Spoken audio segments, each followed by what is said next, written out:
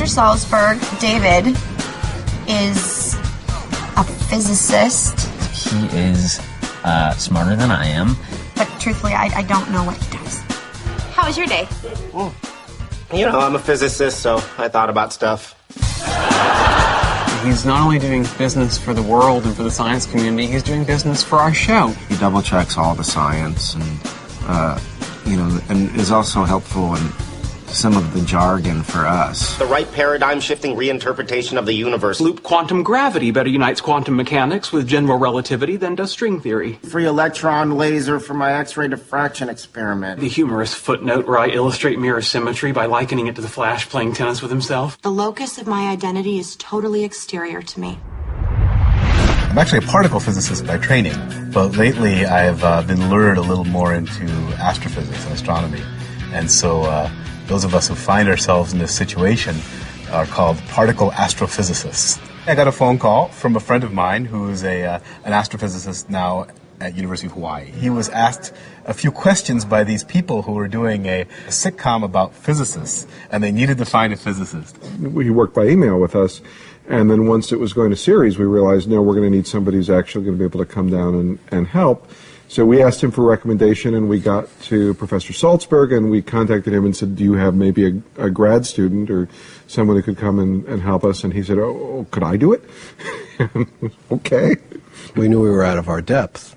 If we were going to write about geniuses, we better damn well have one around. My favorite moment, though, is always when we'd get to the physics part of the script, and we'd sit there and we'd stare at the screen and trying to figure it out. And Bill would always say, we could sit here forever, Chuck. We're not going to become physicists and write this. So we had no idea what we were doing. This is the important scientific question that has to be... Could we ask David to explain this? Well, that's interesting, because if that ties into... That is renormalization going on. One of the things I always look forward to do with the show is I get the scripts from Chuck and Bill and the other writers, and often there's little brackets and it says science to come about some new project that Leonard's working on, for example. I think you'll find my work pretty interesting. I'm attempting to replicate the dark matter signal found in sodium iodide crystals by the Italians. So no original research? No. Well, what's the point of my seeing it? I could just read the paper the Italians wrote. In those small places, I kind of have some free reign, and I pitch a few ideas to them and see which ones they like.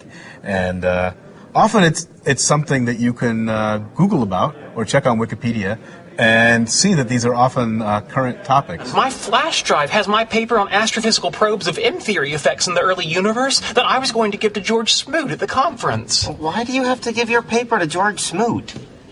It's brilliant. He needs to read it. The most fantastic thing about him, other than the fact that he's doing fact-checking, is the fact that if there's a problem with it, it's on him. He also spends time on the set, the whiteboards that are on the set here in Leonard and Sheldon's apartment, and he makes sure they're right. It's fun when we can tie it into the episode. Professor George Smoot was here, and he was involved in some of the measurements of the cosmic microwave background radiation and won the Nobel Prize. And so I had a diagram of the apparatus the team used on the Kobe satellite, and we put that on the board, and he saw it, and I think he liked it. This is actually related to one of the jokes in last week's episode. This physicist goes into an ice cream parlor every week and orders an ice cream sundae for himself and then offers one to the empty stool sitting next to him. So the owner finally asks him what he's doing. The man says quantum mechanics teaches us that it is possible for the matter above this stool to spontaneously turn into a beautiful woman who might accept my offer and fall in love with me. The owner then says, well, lots of single beautiful women come in here every day. Why don't you buy an ice cream for one of them and they might fall in love with you? And the physicist says, yeah, but what are the odds of that happening?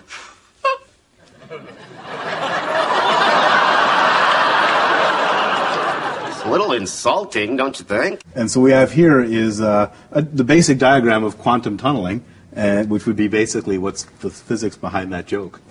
We trust David Saltzberg a lot. He may be, completely conning us, and this is all nonsense, so we wouldn't know. I especially liked your paper on grand unification using string network condensates and was wondering how you determined that three-dimensional string nets provided a unified picture of fermions and gauge bosons. I also once had a chance to play a very inside joke. I had an honors physics class, and they came to the audience to watch the show. They were fans. And on the whiteboards, I had the answers to the exam they just took. How know. I'm not even sure I get it. They are a group of people who are working to understand the fabric of the universe, the people who sort of look into the eye of God every day as a job, and what an amazing group of people they are. And we made the decision to make them physicists. Whatever small contribution I have is maybe one particular experiment they're doing that week or that season, or what particular little objects Raj might be looking at. So in the details, I get a chance to contribute. I gotta ask, why didn't you just get a license at 16 like everybody else? I was otherwise engaged. Doing what? Examining perturbative amplitudes in n equals 4 supersymmetric theories, leading to a re-examination of the ultraviolet properties of multi-loop n equals 8 supergravity using modern twist-door theory. So Sheldon is a theoretical physicist, and people like him probably best described as intellectual descendants of people like Einstein or Niels Bohr. Oh, there's my missing neutrino. You were hiding from me as an unbalanced charge, weren't you little subatomic Dickens? They're trying to make a mathematical description of everything in the universe. A small order. It takes a certain amount of arrogance to think one can do it, but there's been quite a lot of success in that field, too. Yeah, we're examining the radiation levels of photomultiplier tubes for a new dark matter detector. Sweetie, Dave was talking. Most recently, the problem that Leonard's been working on is a problem called what is the dark matter in the universe?